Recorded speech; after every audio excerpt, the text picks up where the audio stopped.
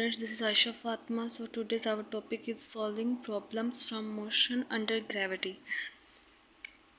Motion जो कि gravity के अंडर होती है, मतलब कि अगर कोई चीज़ गिरी है दरख्त से, जैसे सेब गिरा है, सब लोग जानते हैं न्यूटन के बारे में। तो वो सेब जो दरख्त से ज़मीन पर गिरा है वो किसकी वजह से गिरा है? मोशन। अगर वो सेब दरख्त से गिरा है ज़मीन पर तो उसकी जो मोशन हुई है वो मोशन अंडर ग्रेविटी हुई है, ग्रेविटी की वजह से हुई है, ग्रेविटी ने उसको खींचा है। ठीक है, जो मोशन है इक्वेशन है, 3 इक्वेशन ऑफ मोशन जो हैं वो इस्तेमाल होती हैं मोशन ऑफ बॉडीज़ में। जो बॉडी मूव करती हैं उनकी मोशन में जो प्रॉब्लम्स आती हैं, जो मसाइल आते हैं, उनको सॉल्व करने के लिए 3 इक्वेशन ऑफ मोशन जो है वो इस्तेमाल होती हैं। ठीक है, अगर v1 जो है इनिशियल वेलोसिटी है किसी बॉडी की, तो vf जो है उसकी फाइनल वेलोसिटी होगी, टाइम जो है वो t होगा, टाइम टेकन, s उसका डिस्टेंस होगा, डिस्टेंस कवर्ड, और a उसका एक्सीलरेशन होगा। तो हमारे पास जो इक्वेशन ऑफ मोशन है, 3 इक्वेशन ऑफ मोशंस, वो अगर इनिशियल वेलोसिटी vi होगी, final vf, time taken t होगा, डिस्टेंस कवर्ड s होगा, एक्सीलरेशन a होगा, तो जो इक्वेशंस ऑफ मोशंस हैं हमारे पास वो होगी vf is equal to v1 plus at, first equation of motion, s is equal to vit plus 1/2 at square, second equation of motion 2as is equal to vf square negative vi square, third equation of motion.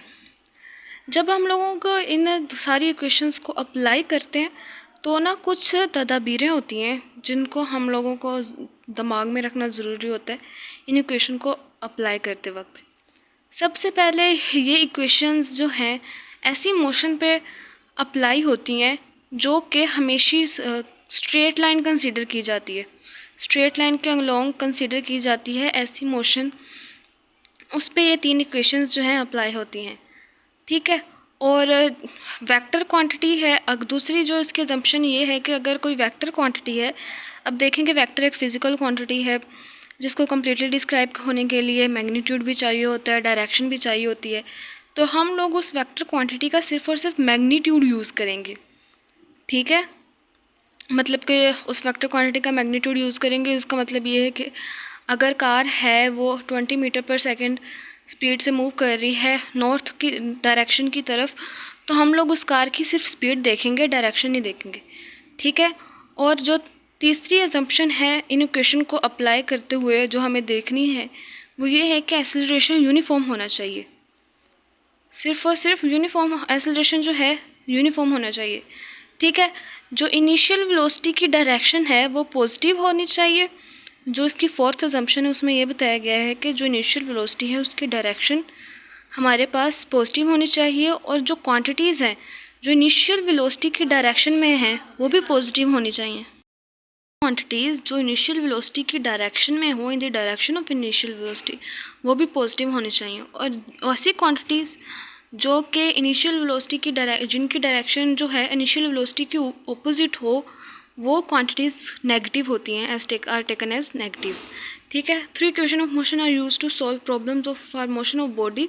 If v1 is the initial velocity of the body, vf is the final velocity, t is the time taken, s is the distance covered, and a is the acceleration. Applying these assumptions, the following assumptions are made while apply these equations. First, motion is always considered along a straight line. Second, only the magnitudes of vector quantities are used. The third, acceleration is assumed to be uniformed. Fourth, the direction of initial velocity is taken as positive. Other quantities which are in the direction of initial velocity are taken as positive. The quantities are in the direction opposite to the initial velocity are taken as negative. Next जो topic है हमारे पास वो है free fall acceleration. Free fall acceleration में क्या है कि जब कोई बॉडी है वो under the action of gravity, earth की ग्रेविटी के अंडर फ्री फॉल करती है, तो जो उसका एक्सीलरेशन होगा वो जो कि उस बॉडी पे लग रहा होगा वो ग्रेविटेशनल एक्सीलरेशन होगा, जिसको हम लोग जी से डोनेट करते हैं। मिसाल के तौर पर हम लोग काफ़ी ऊंचाई से एक चीज़ फेंकते हैं तो वो ज़मीन पर ग्रेविटी है, इस वजह से वो चीज़ नीचे की तरफ मूव करेगी। आपने देखा होगा कि ज़मीन पर जब भी कोई चीज़ गिरती है तो वो नीचे गिरती है, ऊपर की तरफ नहीं जाती, क्योंकि उस चीज़ को ग्रेविटी अपनी तरफ खींच लेती है। इसलिए ग्रेविटी की वजह से ही हर चीज़ जो है वो नीचे गिरती है। ठीक है, तो उस नीचे गिरने वाली चीज़ पर जो एक्सीलरेशन होगा वो भी ग्रेविटेशनल एक्सीलरेशन होगा। ठीक है, जो ऐसे ग्रेविटेशनल एक्सीलरेशन की जो डायरेक्शन होगी वो डाउनवर्ड होगी, क्योंकि ग्रेविटी जो है वो बॉडी को डाउनवर्ड मूव करवाती है, तो उस पर जो एक्सीलरेशन होगा वो भी डाउनवर्ड ही होगा। एक्सीलरेशन, ग्रेविटेशनल एक्सीलरेशन की जो वैल्यू है या जी की जो वैल्यू है वो 9.8 मीटर पर स्क्वायर है, लेकिन हम लोग आसानी के लिए जो जी की वैल्यू है 10 मीटर पर स्क्वायर भी लिख लेते हैं। किसी बॉडी को ऊंचाई से फेंकते हैं ना, तो उसकी जो इनिशियल वेलोसिटी है 0 होती है, लेकिन जब वो बॉडी नीचे आती आती आती वेलोसिटी गेन कर लेती है, उसकी वेलोसिटी इंक्रीज़ होती है, तो इसीलिए जो है फिर उसमें एक्सेलरेशन भी प्रोड्यूस हो जाता है, और जो बॉडी है वो under the action of gravity move कर रही है, तो इसीलिए जो उसमें एक्सेलरेशन होगा वो भी ग्रेविटेशनल एक्सेलरेशन होगा। ठीक है, कुछ फ्री फॉलिंग बॉडीज ऐसी होती हैं जो कि वर्टिकली डाउनवर्ड मूव करती हैं स्ट्रेट लाइन में यूनिफॉर्म एक्सेलरेशन जी के साथ। तो ऐसी बॉडीज़ जो वर्टिकली डाउनवर्ड मूव करती हैं in the straight line with the acceleration uniform with, so जो 3 इक्वेशंस ऑफ मोशन है can be applied to the motion of such bodies. तो जो 3 इक्वेशंस ऑफ मोशन है, तो जब हम लोग ऐसी बॉडीज़ पर 3 इक्वेशंस ऑफ मोशंस को अप्लाई करेंगे तो जो ए होगा वो रिप्लेस हो जाएगा जी के साथ, मतलब कि एक्सेलरेशन को जी से हम लोग डोनेट करेंगे, क्योंकि बॉडी जो है वो यूनिफॉर्म एक्सेलरेशन के साथ मूव कर रही है डाउनवर्ड स्ट्रेट लाइन में। ठीक है, तो इक्वेशन ऑफ मोशन जो है for freely falling body can be written as जो है V F is equal to V I plus G T. First equation S is equal to V I T plus 1/2 G T square. Second equation 2GS is equal to V F square negative V I square. Third equation, मतलब कि अगर आपको कोई numerical पूछ ले तो उसमें ये कहे कि बॉडी जो है स्ट्रेट वर्टिकली डाउनवर्ड मूव कर रही है स्ट्रेट लाइन में और एक्सेलरेशन उसका यूनिफॉर्म है, तो यूनिफॉर्म एक्सेलरेशन है, तो फिर आप लोग जो है वो ए की जगह फॉर्मूला में जी इस्तेमाल करोगे। इक्वेशंस को जब हम लोग अप्लाई करना होता है हम लोगों ने, तो कुछ पॉइंट्स हैं जो कि हम लोगों को अपने माइंड में रखने चाहिए। पहला ये कि जब बॉडी हाइट पर होती है देखें तो उसकी जो वेलोसिटी होती है वो ज़ीरो होती है, इनिशियल वेलोसिटी ज़ीरो होती है, क्योंकि अभी हमने बॉडी को रिलीज़ की नहीं किया, लेकिन जब हम लोग उसको हाइट से रिलीज़ करते हैं तो तब उसकी वेलोसिटी ज़ीरो होती है, वो नीचे आती आती वेलोसिटी गेन करती है और इसका एक्सेलरेशन भी ज़्यादा हो जाता है। ठीक है,